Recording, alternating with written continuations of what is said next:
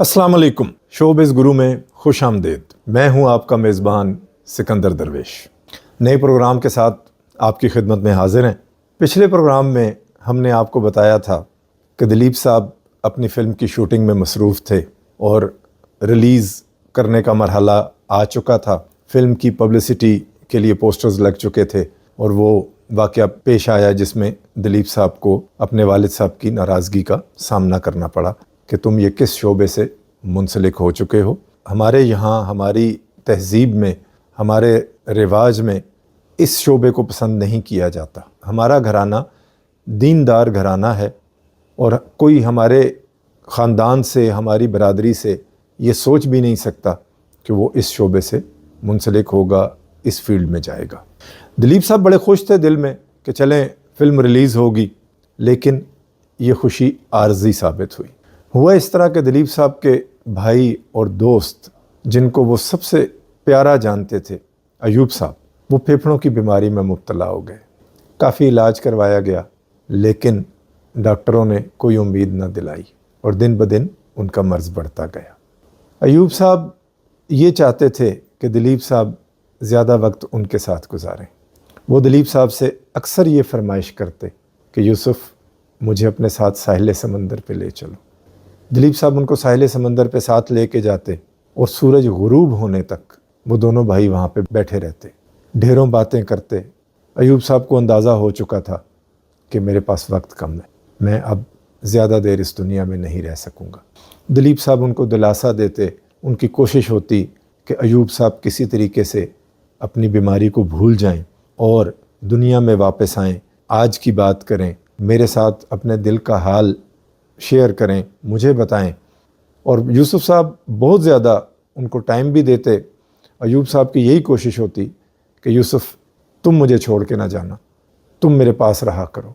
दिलीप साहब एक दिन जब स्टूडियो से वापस घर आए तो उन्होंने देखा कि अयूब साहब की हालत ठीक नहीं है। अयूब साहब उस वक्त भी मुस्कुरा रहे थे और उन्होंने दिलीप साहब को बुलाया कि यूसुफ़, मेरे पास आओ, मेरे पास आके बैठो, मुझसे बातें करो। लेकिन दिलीप साहब ने जब उनकी हालत देखी तो वो समझ गए कि इनकी तबीयत ठीक नहीं है। उन्होंने फ़ौरन उमर चाचा से कहा कि आगा जी को भी बुलाएं और किसी डॉक्टर को भी बुला के लाएं। उमर चाचा ने सबसे पहले तो दौड़ लगाई आगा जी की तरफ। वो गए, आगा जी को इतला की और उसके बाद वो डॉक्टर को लेने के लिए चले गए।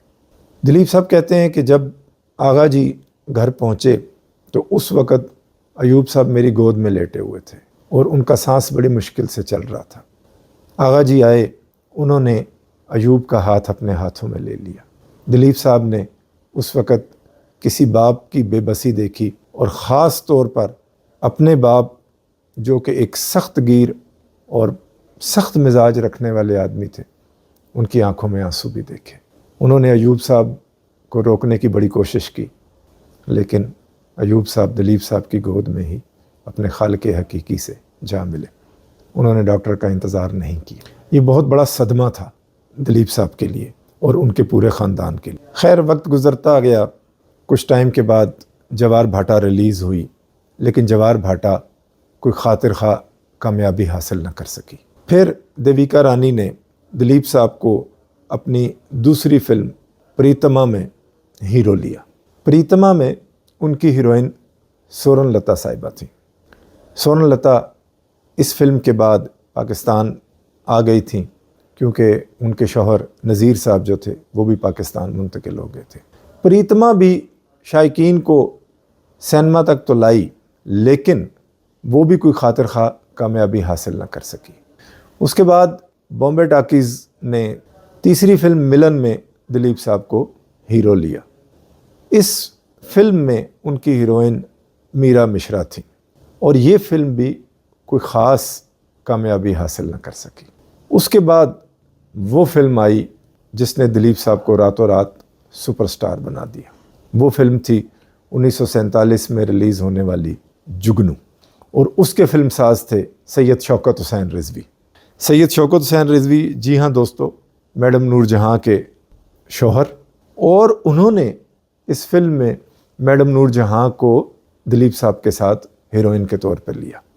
इस फिल्म का एक गाना ऐसा भी है جس میں رفیع صاحب نے اداکاری کی تھی اور وہ بھی پردہ اسکرین پر دلیپ صاحب کے ساتھ اور باقی ساتھی اداکاروں کے ساتھ گاتے ہوئے اور اداکاری کرتے ہوئے دکھائی دیے تھے ہمیں۔ اس فلم کے گیت بہت ہی مشہور ہوئے تھے اور خاص طور پہ ایک گانا جو رفیع صاحب کی اور میڈم نور جہاں کی آواز میں تھا، یہاں بدلا وفا کا بے وفائی کے سوا کیا ہے، محبت کر کے بھی دیکھا محبت میں بھی دھوکا ہے۔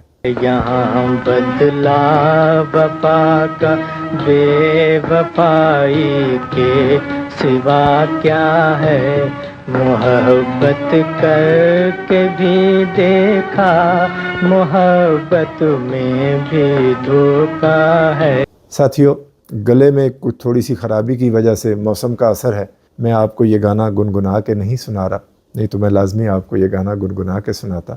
یہ میرا بھی بہت پسندیدہ گانا ہے۔ جگنو فلم ریلیز ہوئی اور اس نے اگلے پچھلے تمام ریکارڈ توڑ دیے۔ اس نے کہیں سلور جوبلی کی تو کہیں گولڈن جوبلی کی۔ پورے ہندوستان میں اس فلم نے کامیابی کے جھنڈے گاڑ دیے اور اس فلم کی کامیابی سے دلیپ صاحب صحیح طور پہ ہیرو کے طور پر مانے گئے اور ان کو ہیرو کے طور پر پکارا جانے لگا اور ان کو باقی فلم سازوں نے بھی اپنی فلموں میں کام کرنے کے لیے آفرز کرنی شروع کر دی۔ دلیپ صاحب کی قسمت کا ستارہ چمک چکا تھا اور وہ راتوں رات ایسے سپر سٹار بنے کہ تمام فلم ساز ان کے پیچھے بھاگ پڑے اور ہر فلم ساز کی یہ کوشش ہوتی تھی کہ دلیپ صاحب میری فلم میں کام کریں۔ دلیپ صاحب کو اشوک صاحب نے اور سشتر مکھرجی نے یہ سمجھایا، کسی بھی فلم میں کام کرنے سے پہلے اس کا اسکرپٹ دیکھنا، اپنا کردار دیکھنا اور اپنے آپ کو یوسف خان ہی رکھنا، شہرت کو اپنے اوپر حاوی نہ ہونے دینا، اور کبھی بھی جب تم باہر نکلو لوگ تمہارے ارد گرد گھومیں، تمہارے پیچھے آئیں، تم نے کبھی بھی یہ نہیں سمجھنا کہ میں کوئی بہت بڑا آدمی بن گیا ہوں، تم نے یہی سمجھنا ہے کہ میں وہی یوسف خان ہوں۔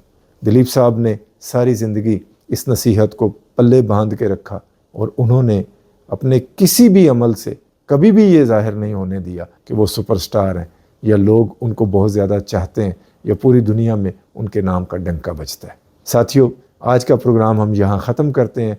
دلیپ صاحب کی زندگی کے باقی حالات انشاءاللہ ہم آپ کے ساتھ اگلے پروگراموں میں شیئر کریں گے، آپ کو بتائیں گے کہ اس کے بعد جب وہ سپر سٹار بن گئے اور جب ان کو ہر شخص پہچاننے لگا تو ان کی زندگی میں کیا کیا موڑ آئے اور کیا کیا حالات ان کے ساتھ بنے۔ خوش رہیے، خوشیاں بانٹیے۔ اللہ حافظ۔